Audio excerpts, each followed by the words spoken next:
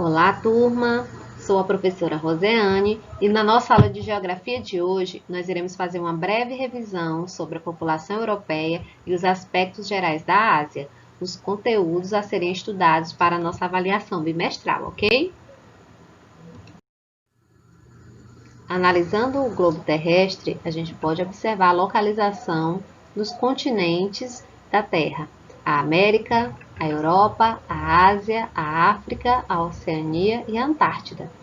Como nós acabamos de falar, nós iremos revisar um pouco sobre a Europa, em seu aspecto populacional, e a Ásia, que são esses dois continentes pintados de vermelho e laranja no mapa. Observem que esses dois continentes eles fazem parte da mesma extensão territorial, chamada Eurásia também.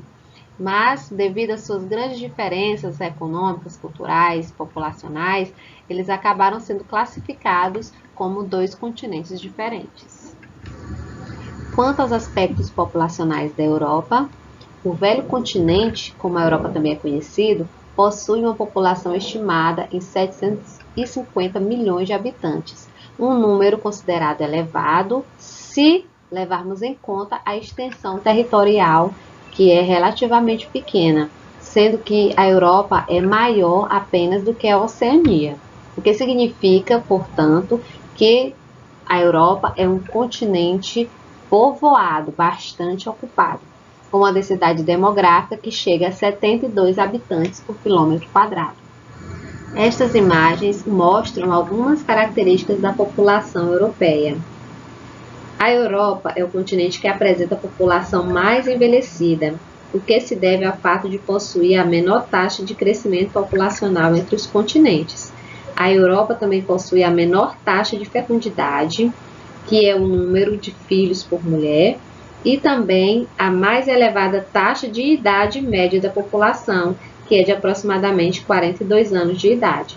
E essa tendência ela não é recente na Europa.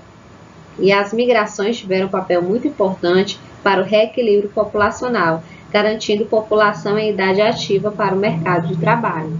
Porém, com esse aumento no fluxo de imigrantes no continente europeu, algumas práticas hostis, preconceitos, tratamentos degradantes em relação aos imigrantes têm sido frequentes no continente europeu. E essas práticas discriminatórias contra os estrangeiros a gente chama de xenofobia. Iremos revisar agora o continente asiático em seus aspectos gerais.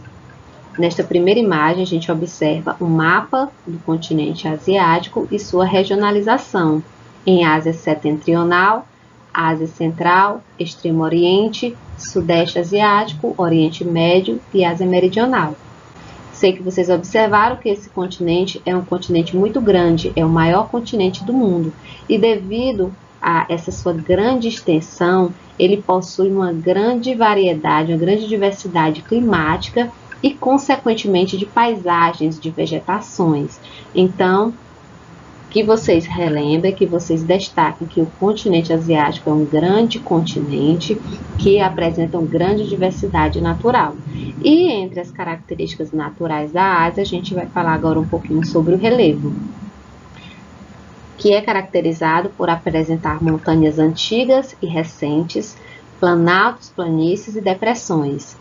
Entre as montanhas mais antigas, nós temos como exemplo os Montes Urais, que fazem a divisa, o limite entre o continente asiático e o continente europeu.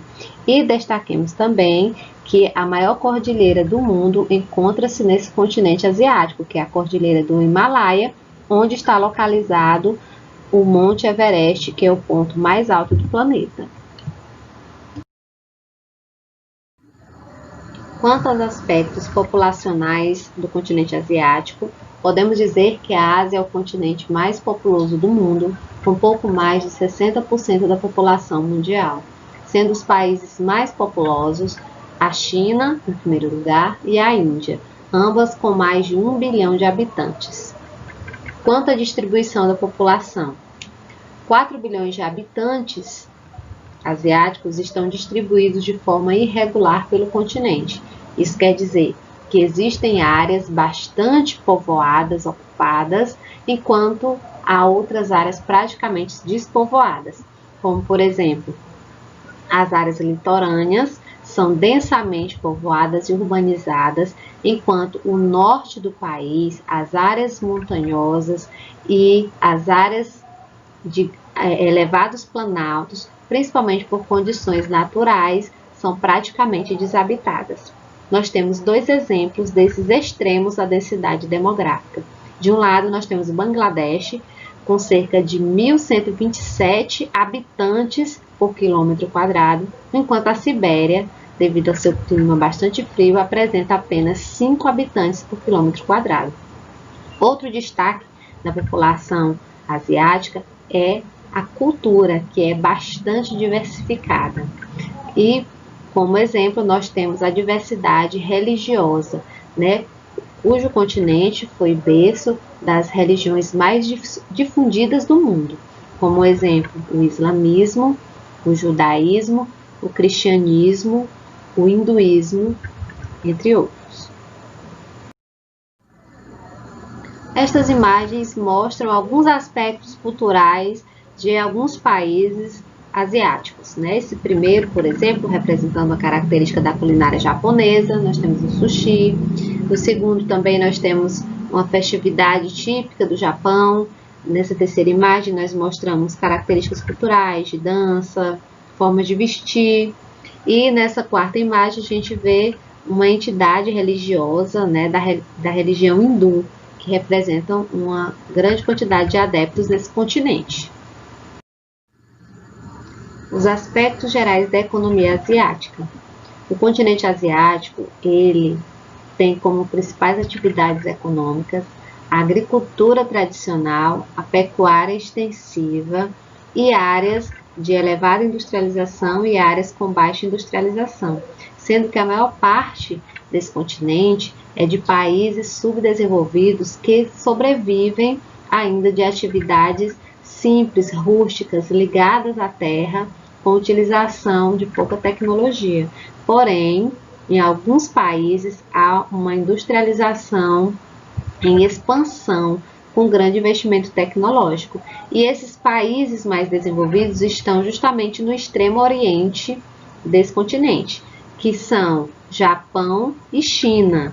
Os tigres asiáticos também são países que têm se desenvolvido bastante com o incentivo, com a ajuda de investimentos desses dois países mais desenvolvidos da Ásia e de países também de fora desse continente. Entre os tigres asiáticos podemos dizer que são a Coreia do Sul, Singapura, Hong Kong e Taiwan. Malásia, Filipinas e Tailândia e Indonésia são chamados de novos tigres porque eles têm se desenvolvido mais recentemente e sua economia tem se expandido de forma acelerada nos últimos anos. Quanto à região asiática chamada Oriente Médio, podemos dizer que ela se destaca por ser uma grande produtora e fornecedora de petróleo para diversos países, mundialmente falando, e por conta disso possui uma elevada importância mundial. Existem inúmeros conflitos nessa região também, sejam por causas econômicas ou religiosas. A maior parte dos países possui uma baixa industrialização e Israel, ele é o país com melhores indicadores sociais. Quanto à Ásia Meridional, ou subcontinente, que fica no sul desse continente, possui, por um lado, centros tecnológicos, grandes investimentos em tecnologia, né, nessa região, e por outro lado existem áreas com uma pobreza absoluta, a população vive numa pobreza absoluta, ganhando menos de $1 por dia, ou seja, essa área é bastante marcada por desigualdade econômica e social. Sudeste Asiático. Essa região da Ásia, ela se destaca pela existência de grandes empresas transnacionais, principalmente vindas do Japão e dos Estados Unidos. E essas empresas se instalaram nessa região principalmente pelos altos investimentos em educação, que acaba atraindo essas empresas, principalmente de tecnologia, devido à existência de mão de obra qualificada. Outra atividade de destaque também é a exploração petrolífera nessa região. Então, resumindo, o que a gente pode observar que economicamente o continente asiático é um continente de desigualdades. Enquanto existem áreas onde predominam atividades simples, agrárias, né, que não utilizam tecnologia, e o lucro dessas atividades é muito pequeno para os países que o desenvolvem.